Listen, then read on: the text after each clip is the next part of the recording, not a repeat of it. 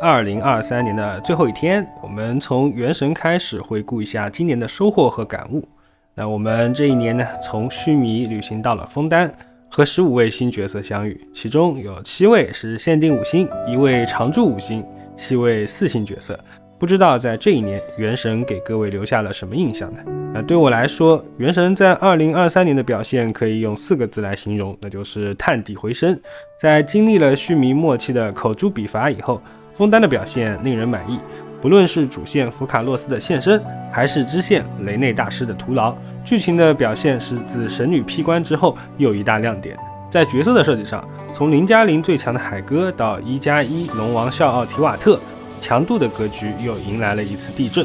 而 XP 方面，因为剧情的加持嘛，选择则会更多样。那我作为一个林克全收集玩家，在持续的原始规划和运营后呢，今年的15位新角色也是悉数的收入囊中。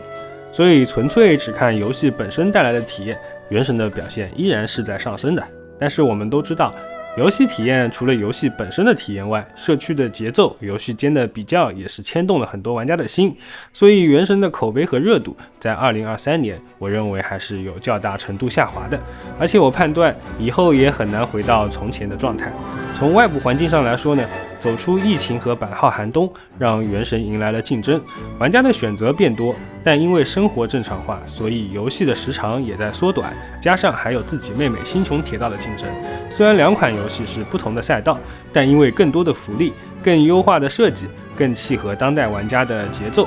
无疑会更吸引把游戏当作休闲的玩家。而从内部来说，原神本身玩家的数量就很大，在持续获得增量的难度也不小，所以对于一个已经在巅峰的游戏来说，增长和衰退显然是更容易发生的事儿。而且作为一个持续运营了3年的内容服务型游戏来说，对内容的熟悉程度让玩家也更容易产生疲劳的感受。不过我们从 ActivePlay 这个网站的月活统计来看，原神从2022年的2月突破6000万月活后，就一直保持在了这个数据，可见互联网的声音并不能完全代表玩家的选择。而我个人更认为，原神这款游戏最大的竞争力实际上在于它的陪伴属性，这点恰恰是被互联网上的舆论所忽略的。在潜移默化中，原神成为玩家的生活一部分，角色的故事会内化成为精神，变成玩家认知的一部分。比如之前提到的海哥，当他的节奏和热度褪去后，实际上留给我的是他理性和低内耗的人格特点，以及我常常在视频中提到的宏大的理想未必能对抗虚无，微小的选择却可以。所以当一个游戏成为玩家生活的一部分，陪伴他度过生活中每一个重要的时间节点的时候，它的影响力是深远的。我作为一个90年代成长起来的玩家，当我审视自己人格的时候，毫不避讳地说，灌篮高手和火影忍者是我坚持梦想的基底。我会希望自己能和樱木花道、漩涡鸣人一样，对理想有着壮士断腕的决心，有敢于实践的勇气，有再来一次的热情。所以这些玩原神长大的玩家，每一个他们所热爱的角色，最后都会变成精神，潜移默化地影响他们。而这种影响对于米哈游这家企业来说，也是一种长期的投资。有时候作为玩家，我常感受到自己的短视。当我们因为原神流水、星铁流水争论不休的时候，却忽略了米哈游做这些 IP 的价值。实际上，这些 IP 中蕴含的生命力不仅仅是在游戏这一领域。当角色的精神和故事吸引了更多的人，它就变成了文化。而这种扎根在年轻人脑海里的文化，未来会在更多的领域发芽，为米哈游带来收益。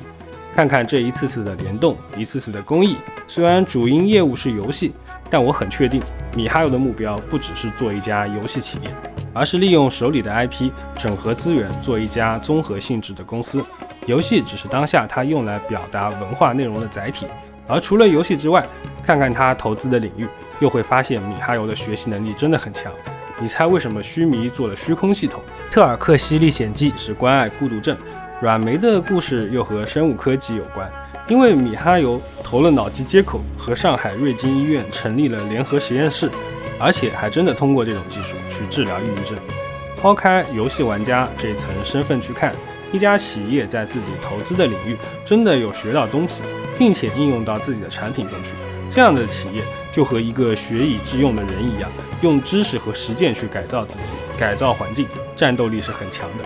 而且它还频频出现在各种官方的宣传中。记得我之前在一期视频的结尾说过，米哈游作为我国的企业，必然承担着在精神文化上引导玩家的责任。所以这家企业的潜力目前来看是很大的，可以陪伴玩家度过漫长的时光。这也是为什么我们会发现，在视频作者这个领域，吃米哈游这碗饭的人越来越多。那接下去就是关于视频作者的总结。那作为游戏领域的创作者，我真正要分享的是让游戏回归生活，让游戏为生活创造额外的价值。那说这个话的背景是因为我们都是普通人，且我们的世界告别了上行周期，进入到了震荡的阶段，机会在变少，普通人财富积累的速度在变慢。可以这么说，00后实现财富快速增长的机会是不如以前的，但视频时代给了所有人低成本创造副业的机会。我会鼓励各位尝试做一个自己的账号，打造一个属于自己的长期 IP， 就和米哈游一样，这会培养我们系统性思考问题的能力。游戏加视频对于年轻人来说是一个比较容易的赛道，但不要借着做视频的理由纵容自己玩游戏，也不要想着爆火去实现收入的增长，因为这是不稳定的。用做内容的心态去累积，当做一个兴趣去坚持，因为在持续的创作中一定会涉足未知的领域，一定会需要学习，那这就是一个学习积累实践的过程。然后你会找到自己擅长的领域，比如心理学的作者能解析剧情中角色的性格，学设计的作者可以解析游戏中的角色设计，学音乐的作者能分析游戏的编曲，学历史的作者能结合游戏讲出更多衍生的故事。当然我所说的一定是副业和业余时间的尝试，我们还是要有自己的主业，因为梭哈到没有积累的领域风险是很大的。那么当我们自己的 IP 有起色之后，更重要的是学会商业化，因为商业化能支持你走得更久。那这就是我认为在当下这个时代稳健的结构，主业加副业，然后副业是兴趣。当然如果主业也是兴趣，那就更好了。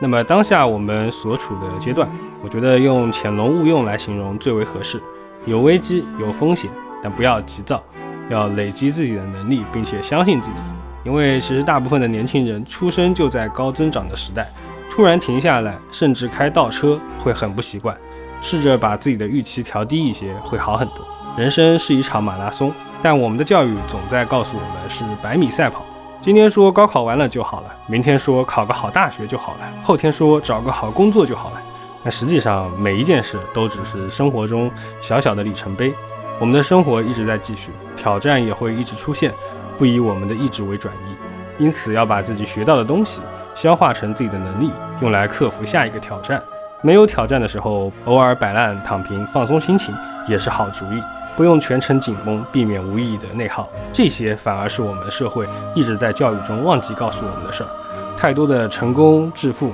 忘了教会我们怎么做一个普通人，生而普通但志在非凡，造成了无数不必要的内耗。所以让我们关注每一个普通但合理的选择，去累积出平凡但有意义的一生吧。那这些就是我作为一个游戏作者第2年的感悟。2024年呢，我们不知道会面对怎样的挑战，相信我们也不想面对什么挑战，但是世间是客观的嘛，所以希望我们都能在困难面前相互鼓励，找到出路，赢得生活的奖励。